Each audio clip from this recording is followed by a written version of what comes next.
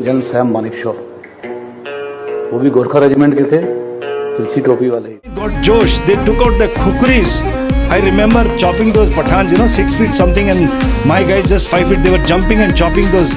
Field marshal Manekshaw, जिनकी ख्याति पूरी दुनिया में है, जिन्होंने 1971 का वॉर प्लान बनाया था, उनका एक बयान आज भी बहुत सुना जाता है, जिसे कहते हैं कि यदि कोई व्यक्ति जो है मरने से नहीं डरता, जा तो वो झूठ कह रहा है, जा वो एक गोरखा है। कुछ ऐसी ख्याति है गोरखास की इन इंडियन आर्मी।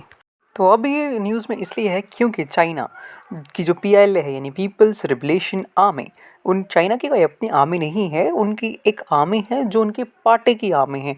अब वो जो है लद्दाख में इंडियन आर्मी से लड़ने के लिए, क्योंकि माउंटेन वेलफेयर में जो है Indian army is the best army in the world, कहीं पे भी सर्च करके देख लेना, उनसे लड़ने के लिए अपने सोल्जर्स को जब भी वो भेजते हैं तो उनके सोल्जर्स की वीडियोस पाई गई हैं रोते हुए, चिल्लाते हुए और बहुत डरते हुए।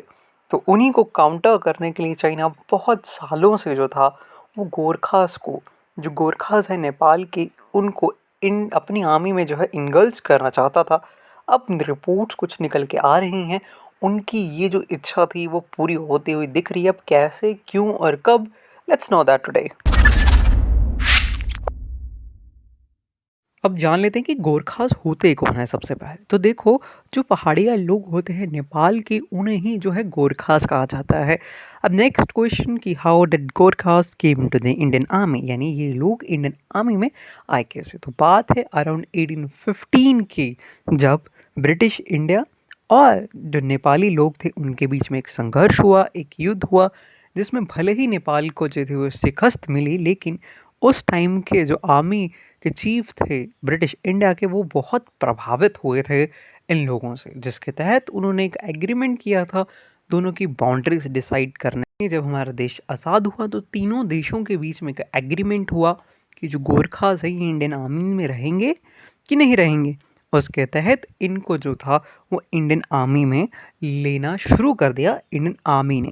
अब ये जो था ये म्यूचुअल बेनिफिट की बात थी, क्योंकि अराउंड अगर हम कैलकुलेट करें, जो गोरखास जो इंडियन आर्मी में काम कर रहे थे वो, और जो रिटायर हो चुके थे वो, उनको पर्क्स और उनके जितने भी पैसे थे, उनकी सैलरीज थी जो ड्रॉ कर रहे थे वो, उनको अगर कैलकुलेट किया जाए तो उसका टोटल जो था वो 42,000 करोड़ रुपीस होता है।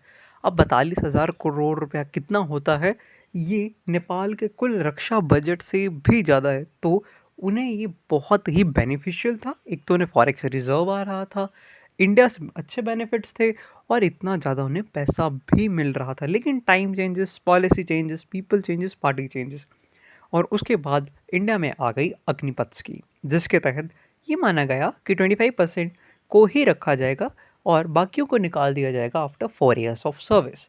अब इसके तहत जो नेपाल की गवर्नमेंट थी वो तैयार नहीं थी, और इन इंडियन आर्मी को उन्होंने कहा कि लोग आप क्या करो कि इस एग्रीमेंट से, इस स्कीम से गोरखास को बाहर कर दो।